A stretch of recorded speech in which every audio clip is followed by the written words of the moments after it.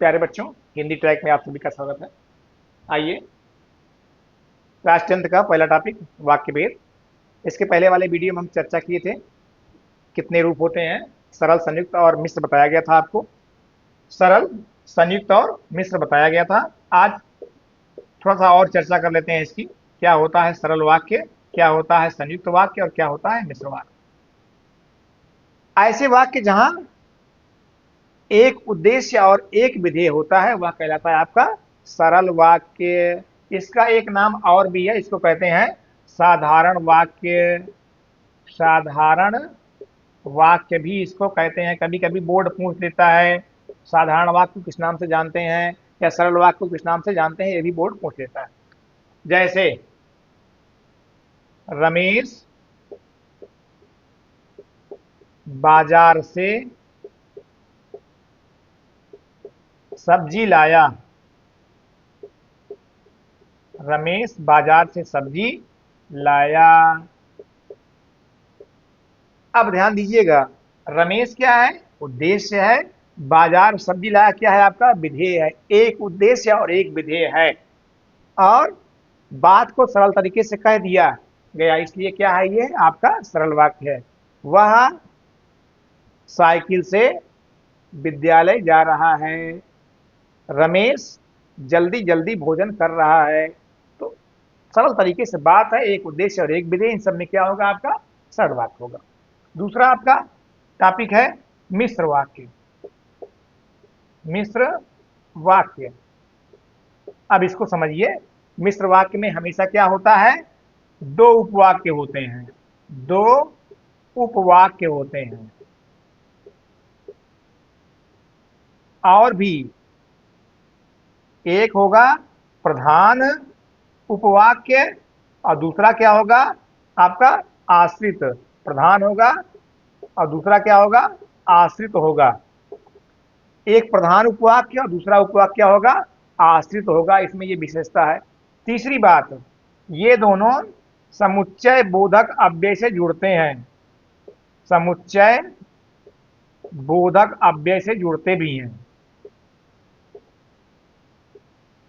की वगैरह लग जाता है, ठीक है, जबकि लग जाता है, तो ये सब जो है जुड़ते हैं।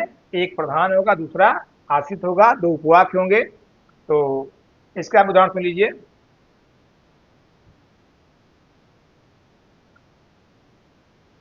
मालिक ने कहा कि कल छुट्टी है।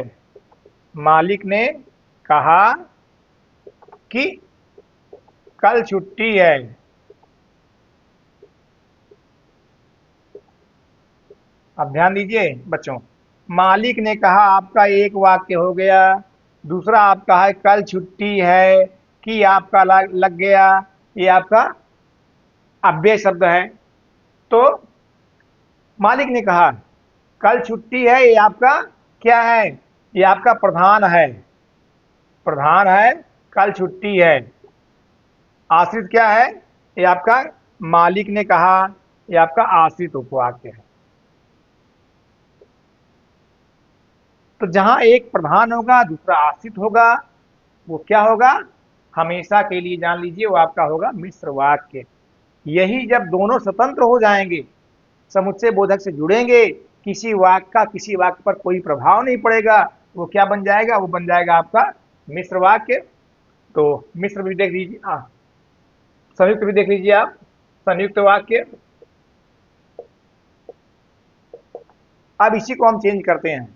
केवल ध्यान दीजिएगा, एक को हम चेंज कर देंगे और आपका बन जाएगा। संयुक्त में पहले आप जानिए, दो उपवाक्य होते हैं। दो उपवाक्य होते हैं और होते क्या हैं? दोनों स्वतंत्र होते हैं। दोनों स्वतंत्र होते हैं। तो दो उपवाक्य का होना, दोनों का स्वतंत्र होना, यहाँ दो उपवाक्य का होना, एक का प्रधान होना, दूसरा का आश्रित हो जाना, और यहाँ केवल आपका एक ही वाक्य होना। तो सरल वाक्य में केवल एक वाक्य है। अच्छा ध्यान दीजिएगा, समझ लीजिए इसको। सरल वाक्य में केवल एक वाक्य, मिश्र में दो उपवाक्य और एक प्रधान दूसरा आश्रित। संयुक्त वाक्य में दो उपवाक्य और दोनों स्वतंत्र, किसी का किसी पर कोई प्रभाव नहीं पड़ता है। तो जहां स्वतंत्रता होगी, किसी का किसी पर प्रभाव नहीं पड़ेगा, ऐसे वाक्य संयुक्त वाक्य के नाम से जाने जाएंगे। जैसे इसी को हम तोड़ देते हैं, एक शब्द, इसी वाक्य को तोड़ेंगे हम। रमेश रमेश बाजार गया, रमेश बाजार गया और सब्जी लाया, और सब्जी लाया। मतलब ध्यान दीजिएगा, रमेश बाजार गया, ये आपका एक वाक्य हो गया, उपवाक्य, एक उपवाक्य हुआ। सब्जी लाया, ये आपका दूसरा उपवाक्य हो गया। दोनों स्वतंत्र हैं, सब्जी लाना भी और बाजार जाना भी, और जो है क्या है, और आपका समुच्चय बोधक अव्यय है, और के माध्यम से दोनों उपवाक्य जो है वह जुड़ गए। दूसरा उदाहरण,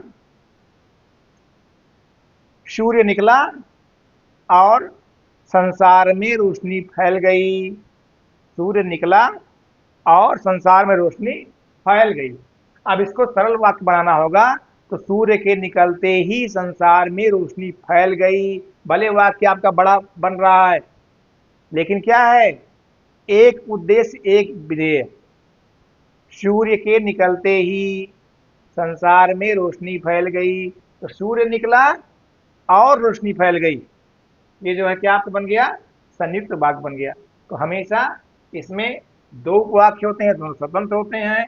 इस मिश्र वाक्य में हमेशा दो उपवाक्य होते हैं, एक प्रधान आश्रित होता है, और इसमें हमेशा जो है आपका एक वाक्य बनेगा, जिसमें एक उद्देश्य और एक विधेय होगा। कुछ उदाहरण आप और सुन लीजिए और चेंज भी सुन लीजिए तो बेहतर समझ में आएगा। जैसे बालक रो रो कर चुप हो गया, बालक रो रो कर चुप हो गया, आपका सरल वाक्य है, संयुक्त बन जाएगा। बालक रोता रहा और चुप हो गया, बालक रोता रहा आपका एक उपवाक्य हो गया, और चुप हो गया ये आपका दूसरा उपवाक्य बन गया। बाहर जाने के कारण मैं ना आ सका, सरल वाक्य, बाहर जाने के कारण मैं ना आ सका, दूसरा संयुक्त बन जाएगा। मैं बाहर गया हुआ था इसलिए ना आ सका, तो मैं बाहर गया हुआ था, ना आ सका, ये दो उपवाक्य हैं, दोनों समुच्चय बोधक अव्यय इसलिए से जुड़ गए।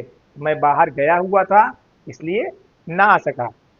मिश्र को भी आप देख लीजिए, नीरजा ने कहानी सुनाई और नमिता रो पड़ी, ये आपका संयुक्त है। नीरजा ने कहानी सुनाई और नमिता रो पड़ी, ये आपका मिश्र बन जाएगा। नीरजा ने ऐसी कहानी सुनाई कि नमिता रो पड़ी, ऐसी कहानी सुनाई कि रो पड़ी। रो कहां से पड़ी, कहानी सुनाने के कारण।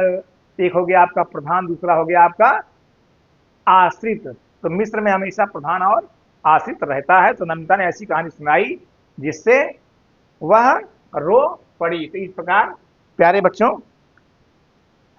हमेशा ध्यान यही रखना है कि उसमें प्रधानता दिख रही है या आश्रितपन दिख रहा है या केवल एक दिख रहा है, इसको अवश्य में ध्यान रखिए। और बुक पर खोल लीजिए बहुत सारे उदाहरण, जब उदाहरण खोलेंगे तो उसमें आपको सब क्लियर हो जाएगा। क्या क्लियर होगा, एक बार पुनः सुन लीजिए, इसके बाद फिर हम आपको ब्रेक कर देंगे। यही सरल वाक्य में हमेशा एक उद्देश्य एक विधेय है, इसका दूसरा नाम क्या है, साधारण है। मिश्र वाक्य में दो उपवाक्य, एक प्रधान दूसरा आश्रित होता है, समुच्चय बोधक अव्यय से जुड़ जाता है, एक का एक पर प्रभाव पड़ता है। और संयुक्त वाक्य दो उपवाक्य होते हैं, दोनों स्वतंत्र होते हैं, किसी का किसी पर कोई प्रभाव नहीं पड़ता है, समुच्चय बोधक अव्यय से जोड़ दिए जाते हैं। तो ये था आपका सरल वाक्य, मिश्र वाक्य और संयुक्त वाक्य। तो आज का ये टॉपिक फर्स्ट पूरा हो गया। जो सीबीएसई बोर्ड की क्लास 10th में 4 नंबर का ये पूछा जाता है, ये आपका 4 नंबर का रहेगा टॉपिक। 16 नंबर का व्याकरण आता है, 16 नंबर में 4 टॉपिक हैं, 4 टॉपिक, सभी टॉपिक जो है 4-4 नंबर के होंगे। तो आज के लिए बस इतना ही।